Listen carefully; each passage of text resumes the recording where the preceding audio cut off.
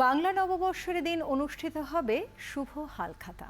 পুরনো হিসেব চুকিয়ে দেনাদারকে মিষ্টিমুখ করিয়ে নতুন খাতা খুলবেন পাওনাদারেরা। আর এই দিনেই পুরান ঢাকায় অনুষ্ঠিত হবে গণেশ পূজা। এর আগের দিন শাঁখারীবাজার, লক্ষ্মীবাজার ও তাঁতীবাজারে পালন করা হলো চৈত্র সংক্রান্তি। খাওয়ানো হলো নানা প্রকারের ছাতু, অনুষ্ঠিত হয়েছে চড়ক পূজাও। অনুপথিকারী তরুণ জানাচ্ছেন বিস্তারিত। পয়লা বৈশাখে হালখাতার প্রচলন সেই সম্রাট আকবরের আমল থেকে। এদিনে হালখাতা অর্থাৎ নতুন খাতা খুলেন ব্যবসায়ীরা। দেশের ১ নম্বর নেটওয়ার্কে মাইজিপি অ্যাপে রিচার্জ হবে এমবি ছাড়াই ১ ক্লিকে। দেনাদারেরা আসেন, মিষ্টি মুখ করেন, সাথে তারা কিছু উপহার সামগ্রীও পেয়ে থাকেন এদিনে।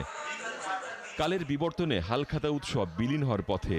প্রযুক্তির দাপটে খাতার বদলে স্মার্টফোন আর কম্পিউটারে হিসাব রাখছেন ব্যবসায়ীরা। তারপরও হালখাতার অস্তিত্ব এখনও টিকে রেখেছেন পুরান ঢাকার তাঁতীবাজার, শাঁখারীবাজার, লক্ষ্মীবাজার ও চকবাজারের ব্যবসায়ীরা। এই হালখাতার খাতা আমাদের, এই যে ১ বছরের খাতা আমাদের হালখাতা, এটা মনে করেন সম্পূর্ণ কমপ্লিট। পূজা অর্চনা করা হয়। আপনার যারা আমাদের বাকি নিয়ে থাকে তাদের কাছে, তারা আসলে আপনার তাদের থেকে আমরা বাকি পাওনা আদায় করি, তাদের মিষ্টি মুখ করাই। হালখাতার দিনে দোকানে আর বাসাবাড়িতে অনুষ্ঠিত হবে গণেশ পূজা। আগের দিন তাই প্রতিমাতে রং তুলির আঁচড় দিতে ব্যস্ত মৃৎশিল্পীরা। কেউ আবার গণেশ মূর্তি বিক্রির জন্য সাজিয়ে রেখেছেন দোকানে। এটা আমরা ৬,০০০ টাকা বিক্রি করি।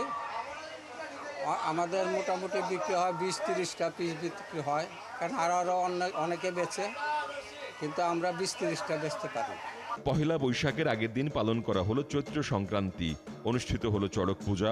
এদিনে ছাতু খাওয়ার প্রচলনও আছে ধর্মীয় মতে।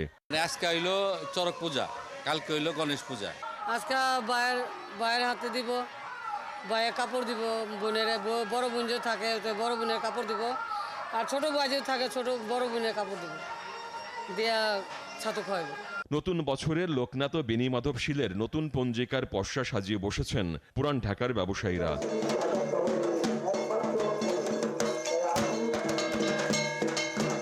অনুপথিকারী তরুণ, ৭১, ঢাকা।